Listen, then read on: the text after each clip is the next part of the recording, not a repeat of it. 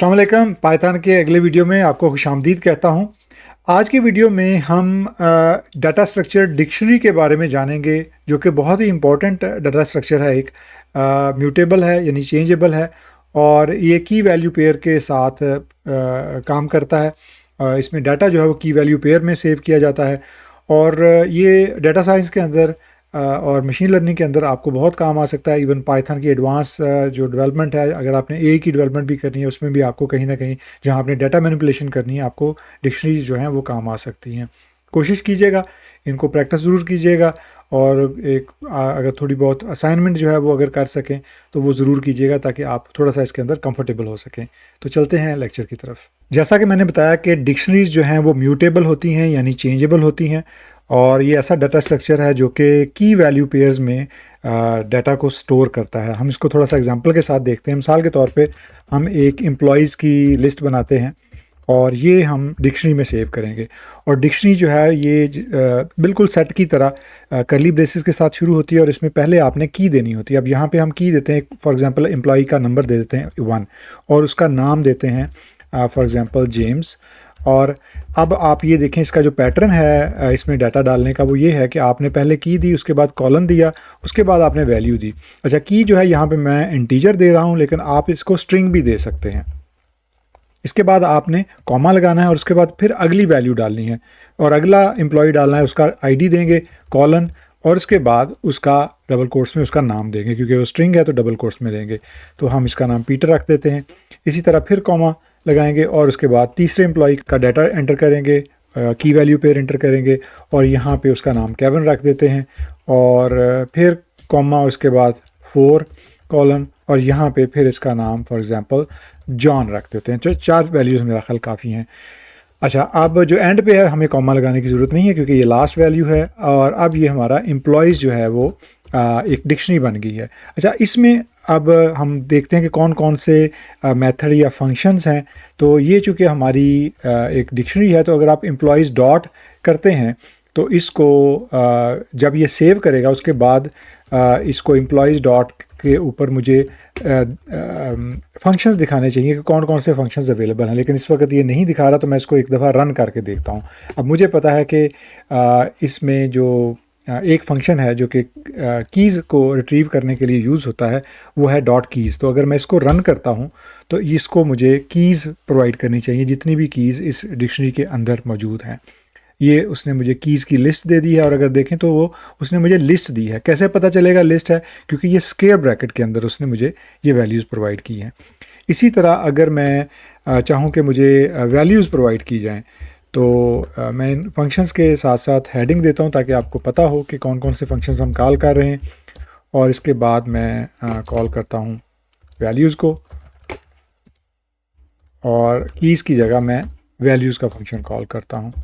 अब देखें, मैंने पहले डॉट पे फंक्शंस लिस्ट नहीं आ रही थी, लेकिन चूंकि मैंने एक दफ़ा इसको रन कर लिया है, इसका इंटरप्रेटर जो है वो एक्टिव हो गया है पाइथन का, तो अब वो मुझे लिस्ट दे रहा है कि इस डिक्शनरी के अंदर कौन कौन से बाकी फंक्शंस आप यूज़ कर सकते हैं। जैसे वैल्यूज़ जो है क्लियर है, कॉपी है, तो हम एक एक करके कोशिश करते हैं जितने भी यूज़ कर सकते हैं।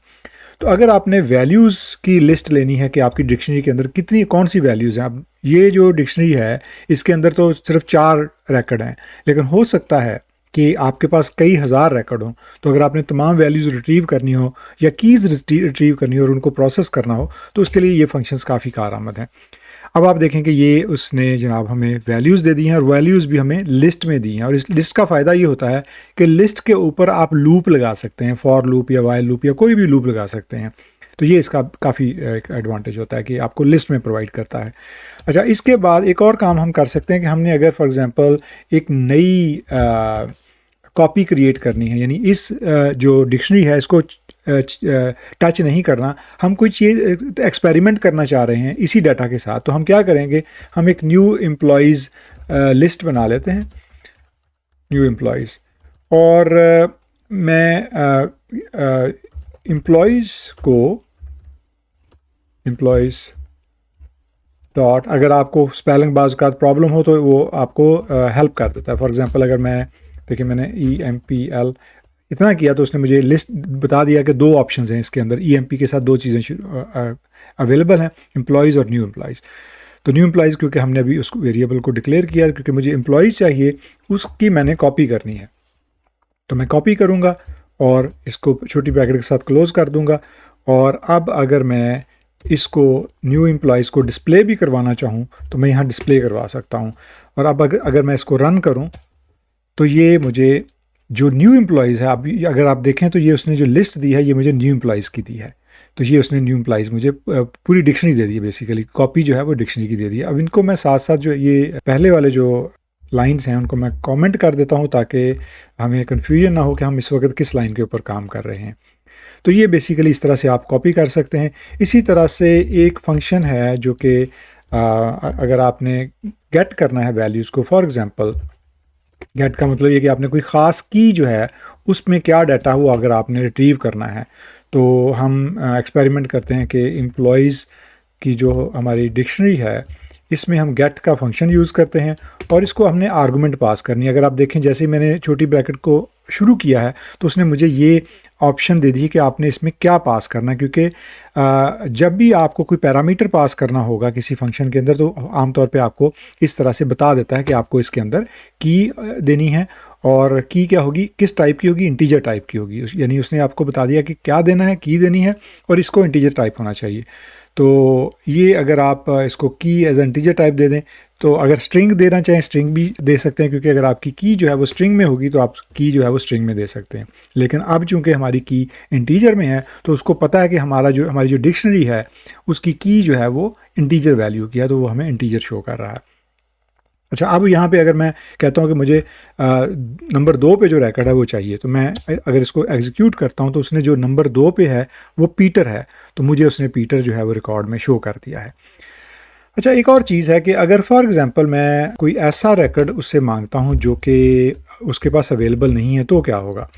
तो मैं फॉर एग्ज़ाम्पल यहाँ पे 5 मांग लेता हूँ, क्योंकि 4 तक तो हैं लेकिन 5 नहीं है। अगर मैं 5 मांगता हूँ तो उसने मुझे कुछ भी डिस्प्ले नहीं करना। क्यों? क्योंकि 5 बेसिकली नन है और नन को इस तरह वो डिस्प्ले नहीं करता। अगर आपने नन वैल्यू जो है वो डिस्प्ले करनी है तो उसका तरीका ये है कि आपने इसको प्रिंट के अंदर डिस्प्ले करना है। तो अब अगर आप इसको प्रिंट के अंदर इनकैप्सुलेट कर देंगे तो ये आपकी इसको अगर आप रन करेंगे तो इसका रिज़ल्ट इस तरह से डिस्प्ले हो जाएगा, नन। और ये नन का मतलब है कि इसमें कोई वैल्यू नहीं है। नन को नल भी कहते हैं कुछ लैंग्वेजेस में। अच्छा, एक और चीज़ है कि अगर आप ये चाहते हो कि अगर फॉर एग्जांपल कोई वैल्यू फाइंड नहीं होती, मिसाल के तौर पे इस केस में जो 5 है वो वैल्यू हमारे पास अवेलेबल नहीं है, तो अगर फॉर एग्जांपल डिक्शनरी के अंदर कोई वैल्यू ना हो तो उसकी जगह पे क्या डिस्प्ले करे, तो वो हम अगर करना चाहेंगे। फॉर एग्जांपल जब हम गेट करते हैं और हम कहते हैं कि 5 पोजीशन के ऊपर जो भी डाटा है वो हमें दे दो, और अगर ना वो डाटा हो तो बजाय नन के वो हमें कुछ ना कुछ डिस्प्ले कर दे, तो उसका तरीकाकार क्या है और ये किस लिए ज़रूरी है। मिसाल के तौर पे आप प्रिंट नहीं यूज़ कर रहे, अगर आप प्रिंट नहीं यूज़ करते और आप सिर्फ फॉर एग्ज़ाम्पल आप ये अगर गेट 5 करते हैं तो इस पर नन आ रहा है, ठीक है, और वो इसलिए आ रहा है क्योंकि आपने ये प्रिंट कमांड जो है वो कमेंट नहीं की। अगर आप इसको कमेंट कर देंगे तो फिर कुछ भी नहीं आएगा। आप देखें कुछ नहीं आ रहा। अब इसका हाल क्या, अगर आप इस तरह की सिचुएशन हो कि आप चाहें कि अगर कोई वैल्यू भी अवेलेबल ना हो तो एटलीस्ट मुझे बताए तो सही कि इसके अंदर वैल्यू नहीं है, ये वैल्यू एग्जिस्ट नहीं करती, तो आप यहाँ पे कॉमा दे के गेट का एक दूसरा पैरामीटर देंगे 5 कॉमा, और उसके बाद मैसेज डिस्प्ले कर सकते हैं डज नॉट एग्जिस्ट और फॉर एग्जांपल नॉट फाउंड, ज़्यादा अप्रोप्रिएट है। अब क्या होगा कि अगर आप नंबर 5 पोजीशन पे इस डिक्शनरी के अंदर वैल्यू देखते हैं कि नहीं है और गेट फंक्शन कॉल होता है और गेट कहता है कि नल वैल्यू है, तो नल की जगह पे वो जो भी आप यहाँ पे कॉमा के बाद मैसेज देंगे वो उस मैसेज को डिस्प्ले कर देगा, और इस केस में नॉट फाउंड बनता है कि वो वैल्यू फाइंड नहीं हुई। एक और फंक्शन यहाँ पे जो बहुत काम आ सकता है वो ये है कि आपने डिफ़ॉल्ट वैल्यू सेट करनी है। फॉर एग्ज़ाम्पल कोई वैल्यू फाइंड नहीं हुई तो आपने डिफ़ॉल्ट वैल्यू सेट करनी है। मिसाल के तौर पे यही अगर हम केस लें, इसको मैं कॉपी पेस्ट करता हूँ और इसको मैं जो है वो चले रहने देता हूँ, कमेंट नहीं करता क्योंकि प्रिंट नहीं यूज़ किया तो इसलिए वो कोई फ़र्क नहीं पड़ेगा। अच्छा, अब मैं ये चाहता हूँ कि मैं अगर 5 पोजीशन पे वैल्यू ना मिले तो मैं यहाँ पे वैल्यू इंसर्ट कर दूँ। तो उसका तरीका क्या है कि इसको सेट डिफ़ॉल्ट जो मेथड है वो यूज़ करना है, और उसके अंदर आपने दो आर्गुमेंट्स पास करनी है। फॉर एग्जांपल, एक तो आपने चेक करना है कि किस पोजीशन पे वो होना चाहिए आपका जो चीज़ आपने फाइंड करनी। मैं पहले इसको छोटी ब्रेसेस के साथ आपको इसका सिंटैक्स दिखाना चाह रहा हूँ। पहले अगर आप देखें तो वो कह रहा है कि insert key with the value of default if key is not in the dictionary. ये एक आपको बड़ी हेल्प मिल सकती है इन चीज़ों से। अगर फॉर एग्जांपल आपको किसी फंक्शन के बारे में नहीं पता कि इसके अंदर वैल्यू कौन सी पास करनी है, ये फंक्शन क्या करता है, तो वो साथ आपको बता देगा कि क्या आर्गुमेंट आपने पास करनी है, यानी आपने की पास करनी है इंटीजर, उसके बाद आपने डिफ़ॉल्ट स्ट्रिंग जो इंसर्ट करना है उस पोजीशन पे वो देना है। और करेगा क्या, insert key with the value of default if key is not in the dictionary. यानी वो ये कह रहा है कि अगर डिक्शनरी के अंदर ये की नहीं होगी जो हम दे रहे हैं, तो उसकी जगह पे वो ये डिफ़ॉल्ट वैल्यू सेट कर देगा। अब यहाँ पे डिफ़ॉल्ट वैल्यू हम फॉर एग्जांपल क्या देना चाह रहे हैं, हम देना चाह रहे हैं कि यहाँ पे पैट्रिक आ जाए फॉर एग्जांपल 5 पोजीशन पे, और इसके बाद मैं इसको डिस्प्ले भी करवाना चाहता हूँ इस एम्प्लॉयज़ लिस्ट को, ताकि मुझे पता चल जाए कि वो उसने इसको रन किया है या नहीं। मैं इसको अगर रन करता हूँ तो अगर आप देखें कि उसने एंड पे पैट्रिक दे दिया है, और 5th पोजीशन पे पैट्रिक दे दिया, और वो जो बाकी कोड है जो हमने चूँकि कमेंट नहीं किया, तो वो ये हमें कमेंट करना चाहिए, तो वो उसकी वजह से वो हमें नन भी दे रहा है। तो मैं इसको कमेंट कर देता हूँ, और ये जनाब आपका जो 5th पोजीशन है उसके ऊपर उसने पैट्रिक दे दिया है नन। और अब इसमें मसला ये है कि हमने चूँकि डबल लगा दिया है ब्रेसेस, उसकी वजह से वो कंफ्यूज हो गया है। मैं इसको दोबारा एग्जीक्यूट करता हूँ।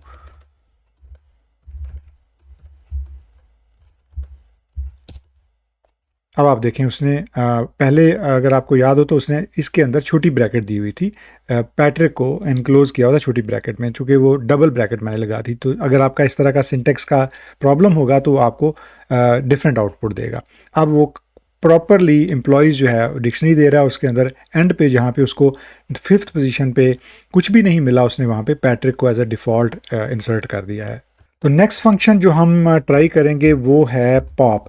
पॉप का क्या मतलब है, रिमूव कर देना। यानी पॉप का मतलब था किसी चीज़ का पॉप हो जाना, निकल आना बाहर।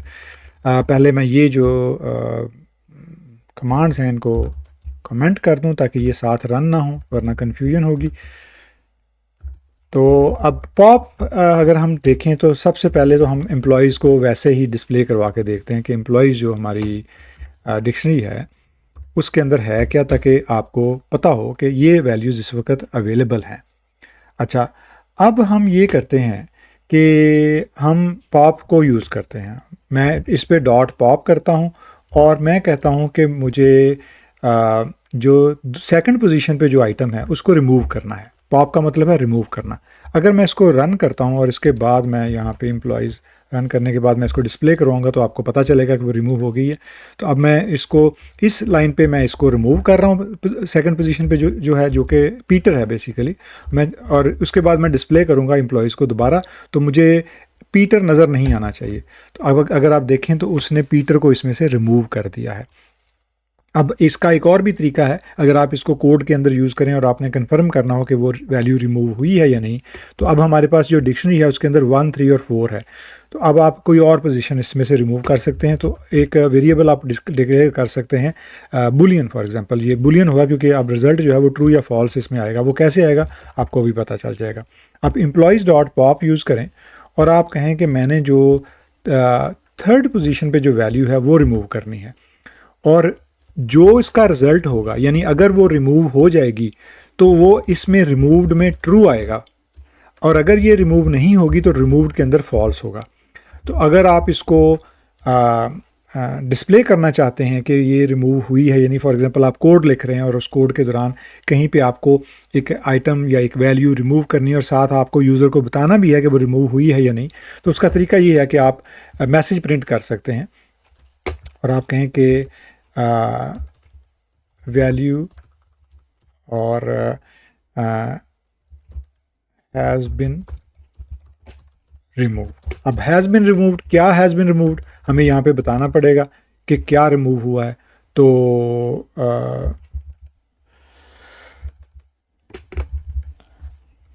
बल्कि यहाँ पे आपने क्योंकि ये बूलियन है, वैल्यू रिमूव्ड, और इसका रिज़ल्ट जो है वो आपने डिस्प्ले करवाना है। अच्छा, अब रिज़ल्ट डिस्प्ले कराने का तरीका एक तो ये है कि मैं यहाँ पे कनकैटिनेशन करूँ और उसके साथ फिर रिमूव्ड जो है वो लगाऊँ और उसको बूलियन में कन्वर्ट करूँ। लेकिन उससे भी आसान तरीका ये है कि आप इस जो स्ट्रिंग है इससे पहले f लगाएं इसको उस फॉर्मेट में लाने के लिए, और उसके बाद आप ये जो करली ब्रेसेस के अंदर जो भी आप वेरिएबल देंगे वो डिस्प्ले हो जाएगा एज इट इज़। अभी आप इसको ज़रा रन करके चेक कर लेते हैं। अब हुआ क्या है कि हमने जो थर्ड पोजीशन पे है वैल्यू उसको रिमूव किया और उसके बाद हमने डिस्प्ले करना है उसका रिज़ल्ट कि वो रिमूव हुआ या नहीं, और रिज़ल्ट जो है वो ट्रू या फॉल्स में होगा कि वो रिमूव हुआ है या नहीं। इसको कमेंट कर देता हूँ ताकि कोई कन्फ्यूजन ना हो, और अब मैं इसको रन करता हूँ। अब आप देखें वैल्यू रिमूव्ड केवन, तो उसने बता दिया है कि केवन जो वैल्यू है वो हमने रिमूव कर दी है। तो जो भी वैल्यू उस पोजीशन पे थी वो यहाँ पे वो उस की वैल्यू जो है वो यहाँ पे डिस्प्ले हो गई है। इसी से मिलता जुलता एक और फंक्शन है जिसको पॉप आइटम कहते हैं, और पॉप आइटम किस लिए यूज़ होता है, बिल्कुल पॉप की तरह, लेकिन वो एंड से जो वैल्यू है वो रिमूव करता है। अब चूंकि हमारी जो एम्प्लॉयज़ लिस्ट है वो तो हमने तकरीबन सारी ख़त्म कर दी एक एक करके, तो हम जो दूसरी लिस्ट हमने जो कॉपी के लिए यूज़ की थी न्यू एम्प्लॉयज़, हम वो लिस्ट उसको यूज़ करते हैं, ये जो हमने डिक्शनरी को यूज़ करते हैं। और new employees dot pop item अगर आप करेंगे तो जो लास्ट आइटम होगी वो रिमूव हो जाएगी। इसमें आपको कोई पैरामीटर देने की भी ज़रूरत नहीं है। अगर आप देखें तो उसने ये जो छोटी ब्रैकेट दी है इसके अंदर कोई पैरामीटर नहीं है। उसने कहा remove and return a key value pair as a two tuple, तो इसमें ये रिटर्न करेगा की वैल्यू पेयर और बता देगा कि आखिरी वैल्यू जो है वो रिमूव होगी। अब सबसे पहली बात, अगर आप इसको रन करके देखना चाहें तो ये आखिरी वैल्यू रिमूव कर देगा। लेकिन अगर आप यहाँ पे चेक करना चाहें कि इसने रिमूव क्या किया है तो आप उसको भी डिस्प्ले कर सकते हैं यहाँ पे, और वो बिल्कुल पहले की तरह आप प्रिंट स्टेटमेंट यूज़ करेंगे और इसको यहाँ कॉपी पेस्ट कर दें। इस प्रिंट को आप कमेंट कर दें ताकि आपको कन्फ्यूजन ना हो, क्योंकि ये दोबारा फिर प्रिंट कर देगा वरना, और इसको भी कमेंट कर दें क्योंकि वो पॉप कर देगा दोबारा फिर। तो कोशिश करें जब आप पॉप आइटम कमांड्स को यूज़ करें तो पहले वाला कोड जो है उसको जहन में रखिएगा कि उसने वो पोजीशन से पहले आइटम रिमूव कर दी। अगर आप उसको दोबारा रन करेंगे एरर आ जाएगा क्योंकि उस पोजीशन पे डिक्शनरी में उसको वैल्यू नहीं मिलेगी। तो अब हम पॉप आइटम जो है वो कर रहे हैं न्यू एम्प्लॉयज़ से, और न्यू एम्प्लॉयज़ अगर आप देखना चाहें कि न्यू एम्प्लॉय के अंदर क्या है तो हमने न्यू एम्प्लॉय जो है वो कॉपी किया है, और अगर आप इसके ऊपर मैं अभी कर्सर लेके जा रहा हूँ, अगर आप देखें तो वो मुझे दिखा रहा है कि न्यू एम्प्लॉय डिक्शनरी के अंदर कौन कौन सी वैल्यूज़ हैं, 4 आइटम्स हैं। तो अब मैं क्या कर रहा हूँ कि मैं कह रहा हूँ कि पॉप आइटम कर दो। पॉप आइटम का मतलब कि एंड पे जो कुछ है उसको रिमूव कर दो। तो अब अगर इसको मैं रन करता हूँ तो अगर आप नोट करें तो उसने कहा वैल्यू रिमूव 4th, तो जो जॉन है वो उसने रिमूव कर दी है, एंड वाली वैल्यू जो है वो न्यू एम्प्लॉय से रिमूव कर दी है। अब एक और फंक्शन है जो कि हम यूटिलाइज़ कर सकते हैं, अक्सर उसकी ज़रूरत पड़ती है, वो कि अगर आपने डिक्शनरी में से वैल्यूज़ जो हैं वो क्लियर करनी है। मिसाल के तौर पे अगर आप अपनी डिक्शनरी को डिस्प्ले करें, न्यू एम्प्लॉयज़ को इसको डिस्प्ले करेंगे तो आपको इसके अंदर जो भी वैल्यूज़ हैं वो यहाँ नज़र आ जाएंगी। अच्छा, अब अगर आपने इसको क्लियर करना है, यानी इसको बिल्कुल क्लीन करना है किसी भी वजह से, तो क्लियर कमांड आप यूज़ कर सकते हैं और ये इसको रन करेंगे और उसके बाद अगर आप न्यू एम्प्लॉयज़ को दोबारा डिस्प्ले करेंगे तो ये क्लियर हो चुका होगा। अगर आप देखें तो उसने जो खाली पैरेंथेसिस है वो आपको दे दी है, करली ब्रेसेस, और इसके अंदर कोई वैल्यूज़ नहीं है क्योंकि उसने उसको क्लियर कर दिया है।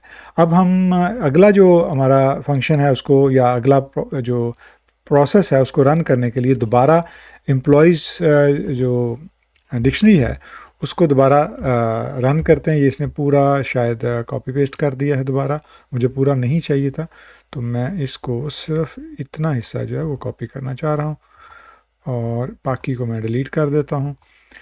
और यहाँ मैं ये फिर पूरा कॉपी कर रहा है तो मुझे लगता है मुझे दोबारा ये बनानी पड़ेगी। एक दफ़ा चेक कर लेता हूँ कि मेरे पास एम्प्लॉयज़ की डिक्शनरी मौजूद है, यानी वैल्यूज़ उसमें मौजूद हैं या नहीं, क्योंकि अगला जो चीज़ मैं बताने वाला हूँ उसमें मुझे तमाम वैल्यूज़ चाहिए। अच्छा, ये वैल्यूज़ मौजूद हैं।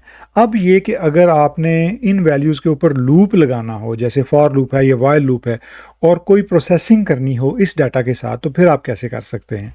तो उसके लिए जो फंक्शन यूज़ होगा वो है आइटम्स, वो किस तरह से कि फॉर एग्जांपल आपके पास एम्प्लॉयज़ डिक्शनरी है और आप इसके ऊपर लूप लगाना चाहते हैं, तो आप फॉर के वी, के मतलब की और वी मतलब वैल्यूज़, इन, और आप अपनी डिक्शनरी का नाम देंगे, एम्प्लॉयज़ डॉट आइटम्स करेंगे, तो ये इसके ऊपर लूप हो जाएगा। और इसके बाद यहाँ कॉलन देंगे। याद रखें जब भी आपने फॉर, वाइल, इफ़ वगैरह लगाने हैं तो जहाँ पे भी आप वो फॉर यूज़ करें उसके एंड पे आपको कॉलन लगाना होगा, वाइल के जो आपका स्टेटमेंट होगी उसके एंड पे आपको कॉलन लगाना होगा। इस तरह इफ़ के स्टेटमेंट के कंडीशन के बाद आपको फॉर लगाना पड़ेगा। अब हम यहाँ क्या कर रहे हैं, हम ये कह रहे हैं कि फॉर के वी यानी कि की वैल्यू दे दो हमें इन एम्प्लॉयज़ डिक्शनरी डॉट आइटम्स के तमाम आइटम्स के ऊपर। अब ये स्क्विगली इसलिए रेड दे रहा है क्योंकि हमने अभी अगली लाइन नहीं लिखी। जब तक हम अगली लाइन नहीं लिखेंगे ये आपका फॉर लूप कंप्लीट नहीं होगा। मैं यहाँ पे एंटर प्रेस करता हूँ और कोशिश कीजिएगा कि आपका जो कर्सर है जहाँ आप एंटर प्रेस करने के बाद आएँ वहीं हो और वो 4 टैब्स पे हो, यानी 4 स्पेसेस पे हो। अगर नहीं होगा तो आपको एरर आएगा क्योंकि पाइथन जो है वो स्पेसेस को बहुत ज़्यादा काउंट करती है, मैटर करती है। अब यहाँ पे मैं प्रिंट और यहाँ डिस्प्ले कर देता हूँ फॉर एग्ज़ाम्पल के और वी को, और अब इसको मैं अगर रन करता हूँ तो ये जनाब एरर आ गया और एरर कह रहा है बिल्ट इन फंक्शन और मेथड ऑब्जेक्ट इज़ नॉट आइटरेटेबल, कि ये आइटरेटेबल नहीं है। क्यों आइटरेटेबल नहीं है? अब यहाँ पे मैं आपको थोड़ी सी ट्रबल शूटिंग सिखाता हूँ। अगर आपको फॉर एग्जांपल एरर आ जाता है गूगल कोलैब के अंदर, तो आपको ये नीचे एक बटन नज़र आएगा एक्सप्लेन एरर। अगर आपको समझ नहीं आती कि मुझसे गलती क्या हुई, अब मुझे तो पता है मुझसे गलती क्या हुई है, लेकिन मैं आपको ये बताना चाह रहा हूँ कि अगर आपको इस तरह कोई भी और एरर आता है तो आपने इसका फ़ायदा ये है कि यहाँ पे गूगल जेमिनी जो है, जेमिनी का जो असिस्टेंट है वो आपको यहाँ हेल्प कर सकता है। आपने एक्सप्लेन एरर पे क्लिक करना है और उसके बाद ये वर्किंग का साइन आपको आ रहा है। ये आपको आपका जो सिंटैक्स है उसको थोड़ा सा अब स्टडी कर रहा है और उसके बाद आपको बताएगा कि आपका प्रॉब्लम क्या हुआ है। अगर आप उसको रीड करना चाहते हैं तो आप यहाँ पे रीड कर सकते हैं कि वो कह रहा है ये object is not iterable means you are trying to iterate over the items method itself rather than the iterable object that the method returns. ठीक है, अगर इस पूरी बात की भी समझ ना आए, ये आपसे कह रहा है कि एक्सेप्ट कर लो जो मैं गलती दुरुस्त कर रहा हूँ और रन करो। अगर आपको ये समझ ना आए तो मैं आपको एक तो आप एक्सेप्ट एंड रन कर सकते हैं, ये इसको फिक्स कर देगा। लेकिन गलती क्या हुई मैं आपको बता देता हूँ। गलती ये हुई है कि अगर आप देखें तो वो ये माइनस साइन जो मुझे पिंक लाइन है वो दे रहा है माइनस। ये पिंक लाइन वो लाइन है जो मैंने लिखी थी और इसके अंदर मैंने छोटी ब्रैकेट नहीं दी आइटम्स के एंड पे। आइटम्स एक फंक्शन है, अगर आप देखें तो हर फंक्शन के एंड पे हम छोटी ब्रैकेट देते हैं।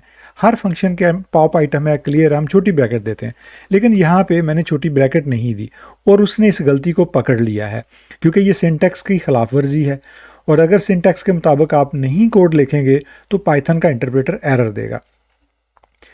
माइनस जो है वो कर रहा है कि इसको मैं रिमूव करूंगा, प्लस का मतलब है मैं इसको ऐड करूंगा, इस लाइन को ऐड करूंगा। यानी आपकी जो लाइन जो मैंने लाइन दी है उसको वो रिमूव करना चाह रहा है और जो अगली लाइन है वो कह रहा है कि मैं इसको रखूंगा तो ये फिक्स हो जाएगा।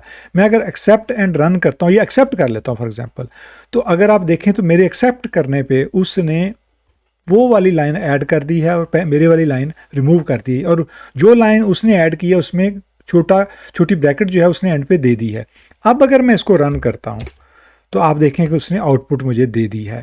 ये एक बहुत ज़बरदस्त हेल्प है जो कि आज से पहले 1-2 साल पहले डेवलपर्स को ये हेल्प नहीं होती थी, तो बाज़ औक़ात उनको घंटों लग जाते थे ट्रबल शूटिंग के अंदर कि ये एरर आ गया, अब मैं इसको किस तरह से हल कर सकता हूँ, किस तरह से एरर को रिजॉल्व कर सकता हूँ। तो ट्रबल शूटिंग के लिए भी गूगल कोलैब के अंदर और इवन जो दूसरे एडिटर्स हैं उनके अंदर भी बहुत ही आपको हेल्प अवेलेबल होगी। तो इस तरह से आप डिक्शनरी की आइटम्स के ऊपर इस तरह से लूप लगा के आइट्रेट कर सकते हैं। आइट्रेट का वर्ड मैं बार बार इसलिए यूज़ कर रहा हूँ ताकि आपको समझ आ जाए। आइट्रेट का मतलब होता है कि उसके ऊपर लूप लगा सकता हूँ, बार बार उसकी जो वैल्यूज़ हैं एक एक करके मैं डिस्प्ले कर सकता हूँ, या उनको प्रोसेस करना चाहूँ, उन पे कंडीशन लगा के चेक करना चाहूँ कि if this value is equal to this then do that, कुछ भी मैं कर सकता हूँ। तो ये जनाब आज का हमारा जो लेक्चर था वो डिक्शनरी के मतलब था। बहुत ही अहम लेक्चर्स हैं ये, जो भी डाटा स्ट्रक्चर के मतलब हैं, डिक्शनरी हो चाहे लिस्ट हो, टुपल हो या सेट हो, लिस्ट हो। वजह ये है कि ये डाटा साइंस के अंदर, मशीन लर्निंग के अंदर बहुत ज़्यादा यूज़ होते हैं जब भी डाटा मैनिपुलेशन करनी होगी। डाटा साइंस, डाटा एनालिटिक्स में ये चीज़ें बहुत यूज़ होती हैं, तो इनको अच्छे तरीके से कर लीजिएगा। कोशिश करें कि इनकी प्रैक्टिस करें। और इसकी असाइनमेंट ये है कि आपने कोई भी डिक्शनरी क्रिएट करके एक डिक्शनरी क्रिएट करें इन्वेंट्री की फॉर एग्जांपल, और उसमें से आइटम्स जो हैं वो रिमूव करें, ऐड करें, आइटम्स उसमें फाइंड करें, गेट करके उनको कंपेयर करके देखें, इफ़ एल्स लगा के, फॉर लूप लगा के उसके ऊपर आइट्रेशन करें और देखें कि क्या वैल्यूज़ के अंदर मौजूद हैं। मुख्तलिफ़ किस्म के आप तजर्बात कर सकते हैं। तो आपने देखा कि किस तरह से हम डिक्शनरी के अंदर डाटा को मैनिपुलेट कर सकते हैं, मुख्तलिफ़ तरीक़ों से मुख्तलिफ़ फंक्शंस अप्लाई कर सकते हैं और उसके ऊपर लूप्स लगा सकते हैं, कंडीशंस भी लगा सकते हैं। असाइनमेंट के तौर पे कोशिश कीजिएगा कि कोई भी एक डिक्शनरी लें और उसके अंदर डाटा पॉपुलेट करें, 10-15 रिकॉर्ड पॉपुलेट करके उनके ऊपर मुख्तलिफ ऑपरेशंस करके देखें, मुख्तलिफ फंक्शंस यूज़ करके देखें। और ऑपरेशंस में आप इनपुट दे सकते हैं, कोई वैल्यू जो है वो उसमें इंसर्ट कर सकते हैं, पॉप कर सकते हैं, रिमूव कर सकते हैं, डिफ़ॉल्ट सेट कर सकते हैं। इसी तरह मुख्तलिफ़ किस्म के ऑपरेशंस जो हैं वो इस पर करके देखें ताकि आप थोड़ा सा इसके अंदर हैंड्स ऑन हो जाएं। तो मिलते हैं अगले लेक्चर के साथ। बहुत शुक्रिया।